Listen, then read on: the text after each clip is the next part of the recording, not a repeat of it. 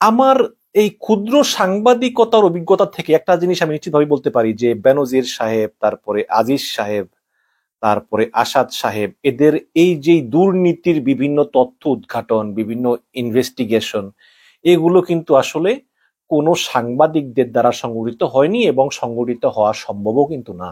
এত এত বড় প্রভাবশালী ব্যক্তির এত এত খুঁটিনাটি ডিটেলস, কোন কোন জায়গায় সম্পত্তি আছে, কোন কোন দাগে আছে, কোন কোন মৌজায় আছে, তাদের আইডি কার্ডের যে ফটোকপি, বিভিন্ন দলিলের ফটোকপি, তার বিভিন্ন গোয়েন্দা তত্ত্বে বিভিন্ন অ্যাক্সেস, এগুলো কিন্তু কোনো সাংবাদিকদের পক্ষে পাওয়া সম্ভব না।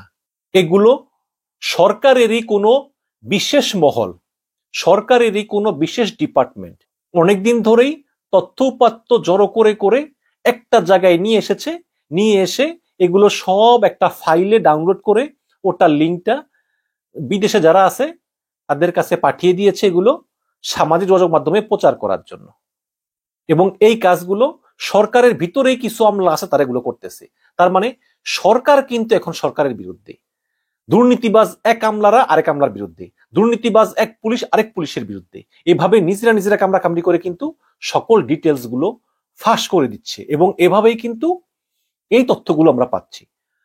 তো এই যে আজিজ, তারপরে বেনজির, তারপরে আসাদ, এদের যে তথ্যগুলো ফাঁস হয়েছে এর সঙ্গে সরাসরি এনটিএমসির কিছু কর্মকর্তা জড়িত এবং সঙ্গে কিছু পুলিশও জড়িত। তারাই কিন্তু এই তথ্যগুলো ফাঁস করে দিয়েছে এবং পুলিশের পক্ষ থেকে স্পষ্ট একটা হুমকি দেওয়া হয়েছে গণমাধ্যমকে এবং সাংবাদিকদেরকে, বলেছে যে পুলিশের সম্পর্কে তথ্য প্রকাশ্যে যেন সংবাদ মাধ্যম বা গণমাধ্যমগুলো সতর্ক থাকে। বিভিন্ন গণমাধ্যম ও সামাজিক যোগাযোগ মাধ্যমে বাংলাদেশ পুলিশের সাবেক ও বর্তমান সদস্যদের নিয়ে প্রকাশিত প্রতিবেদনকে অতিরঞ্জিত রিপোর্ট আখ্যা দিয়ে এসবের প্রতিবাদ জানিয়েছেন বাংলাদেশ পুলিশ সার্ভিস অ্যাসোসিয়েশন। এই যে বাংলাদেশ পুলিশ সার্ভিস অ্যাসোসিয়েশন, এটার প্রধান হচ্ছে আবার টাকলা মনিরুল, ওই যে জঙ্গি নাটকের হোতা ওই মনিরুল। বিজ্ঞপ্তিতে বলা হয় যে কোন কোন গণমাধ্যম ব্যক্তিগত আক্রোশ কিংবা নিঃস্বার্থ রক্ষায় কোন পুলিশ কর্মকর্তার বিরুদ্ধে অবমাননাকর নেতিবাচক সংবাদ প্রকাশ করতেছে যা সাংবাদিক নীতিমালার পরিপন্থী। এমত অবস্থায় কি কারণে, কার উদ্দেশ্য হাসিল এবং কার নির্দেশ বাস্তবায়নের জন্য কতিপয় গণমাধ্যম পুলিশের বিরুদ্ধে এই ধরনের কুৎসা রটনা লিপ্ত, সেই প্রশ্ন উত্থাপন করা অযৌক্তিক নয়। কি ভাষা! বেনজির, আজিজ, আসাদ, এদের বিরুদ্ধে যেসব পত্রিকাগুলো রিপোর্ট উপস্থাপন করেছে তারা কিন্তু একদম মানে প্রমাণ সহ প্রতিটা জায়গায় জায়গায় দলিল এবং তারপরে সরজমিনে গিয়ে দেখে আসা, এলাকাবাসীর সঙ্গে কথা বলা, ভুক্তভোগীর সঙ্গে কথা বলা, সকল একদম ডকুমেন্ট প্রমাণ সহ তারপরে ওই পুলিশ সার্ভিস অ্যাসোসিয়েশন তারা বলতেছে এটা নাকি উদ্দেশ্য প্রণোদিত। কারণটা হচ্ছে কি, মানে বর্তমান দেশে যে পুলিশগুলো আছে, মানে এই যে মনিরুল টনিরুল, তারপরে হারুন, হাবিব, এরাও তো একসময় অবসরে যাবে, তাই না? এরা চিন্তা করে যে দুর্নীতি তো আমরা কম করি নাই, সম্পত্তি তো আমরা কম করি নাই, এখন অবসরে গেলে যদি থলের বিড়াল বেরিয়ে আসে, কাজেই এখন হুমকি দিতে হবে যে খবরদার আমাদের দুর্নীতির বিরুদ্ধে আর তথ্য প্রকাশ করলে কিন্তু তোমাদের খবর আছে, এনাফ ইজ এনাফ, এ পর্যন্তই থেমে যাও। এবং তারা কিন্তু সরকারের উপরও চাপ দিয়েছে। আজকে ওবায়দুল কাদেরও কিন্তু টামটামটা করতেছে যে না, আমাদের এই বিএনপি আমাদেরকে দুর্নীতিবাজ দল প্রমাণ করতে চায়, পুলিশ দুর্নীতিবাজ প্রমাণ করতে চায়, সেনাবাহিনী দুর্নীতিবাজ প্রমাণ করতে চায়। এখানে বিএনপি আসলো কোত্থেকে? এখানে তো এগুলো প্রমাণিত যে তারা তারা এই বেনজির, আজিজ, আসাদের যে অপকর্ম করেছে এটা তো প্রমাণিত, এটা তো বিভিন্ন পত্রিকার মাধ্যমে। এবং বেনজির তো ফাঁস করেছে বসুন্ধরা, বসুন্ধরা তো তোমাদের এই খয়ার খায়, শুধু শুধু বিএনপির দোষ দেয়। আবার স্বরাষ্ট্রমন্ত্রী বলেছেন যে বেনজির, আজিজের সম্পত্তি যে অবৈধ এটা এখনো প্রমাণিত নয়, এগুলো মন গড়া তথ্য। এরকম মানে সরকারও কিন্তু একটা এখন চাপের মধ্যে আছে যে এদিকে যাই না ওদিকে যাই। একদিকে তারা যে পরিমাণ দুর্নীতি করতেছে তা তো দেশের জন্য খারাপ, আবার যদি অবসরপ্রাপ্ত পুলিশের উপর বেশি অ্যাকশন নিয়ে ফেলি তাহলে বর্তমানে যে চাকরিরত পুলিশ আছে তারা কিন্তু হাসিনার অবৈধ ক্ষমতা দীর্ঘস্থায়ীকরণে কিন্তু সাহায্য করবে না, যেই হাসিনার আসলে পুলিশ ছাড়া আর কেউ নাই। তো এই কারণেই এখন এই পুলিশরা নিজেরা ভয় আছে যে অবসরে গেলে কি হয়। তো এই কারণে কে জন্য দায়ী, তথ্য পাইলো কোন জায়গা থেকে? এখন এই হাবিব, হারুন এবং মনিরুল্লাহ চিন্তা করতেছে যে কি রে, এত তথ্য ওরা পায় কিভাবে? নিশ্চয়ই এই পুলিশের ভিতরে কেউ তথ্য দেয়, অবশ্যই, না হলে তো পাওয়ার কথা না। তখন তারা অনুসন্ধান শুরু করে এবং অনুসন্ধান শুরু করে তারা কিছু ক্লু পায়, যেটারই একটা খবর ছাপিয়েছে আজকের পত্রিকা। সেখানে লিখেছে যে আসাদুজ্জামান মিয়ার তথ্য দিয়ে ফেসে যাচ্ছেন 3 পুলিশ কর্মকর্তা। ঢাকা মহানগর পুলিশের সাবেক কমিশনার আসাদুজ্জামান মিয়ার ব্যক্তিগত তথ্য কিভাবে অনলাইনে গেল তা নিয়ে তদন্ত শুরু করেছে। প্রাথমিক তদন্তে জানা গিয়েছে যে গাজীপুর মহানগর পুলিশের বৈধ আড়িপাতা শাখা, সংক্ষেপে LIC থেকেই তথ্য সংগ্রহ করা হয়েছিল। এই ঘটনায় এক অতিরিক্ত উপ পুলিশ কমিশনার সহ 3 জনকে অভিযুক্ত করা হয়েছে। মানে একজন উপ পুলিশ কমিশনার সহ 3 জনকে অভিযুক্ত করা হয়েছে। পুলিশের ভিতরেও কিন্তু টুকটাক ভালো লোক আছে, সব পুলিশ কিন্তু খারাপ না। এর মধ্যে অতিরিক্ত উপকমিশনারকে সাময়িক বরখাস্ত করে রংপুর রেঞ্জে সংযুক্ত করার জন্য পুলিশ সদর দপ্তর থেকে স্বরাষ্ট্র মন্ত্রণালয়ে চিঠি পাঠানো হয়েছে। স্বরাষ্ট্র মন্ত্রণালয়ের দায়িত্বশীল সূত্র এই তথ্য নিশ্চিত করেছে। সূত্র জানায় যে আসাদুজ্জামান মিয়াকে নিয়ে গণমাধ্যমে প্রকাশিত সংবাদের ব্যাপারে 12ই জুন ফেসবুকে প্রতিক্রিয়া জানিয়ে একটা পোস্ট দেন জাওয়াদ নির্ঝর নামের এক প্রবাসী। এই জাওয়াদ নির্ঝর কিন্তু আমার খুব কাছের একজন লোক, আমার সঙ্গে তার ব্যক্তিগত সম্পর্ক আছে।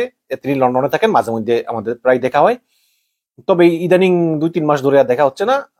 বাট আগে নিয়মিত দেখা হতো, মাঝে মধ্যে কথা হয়।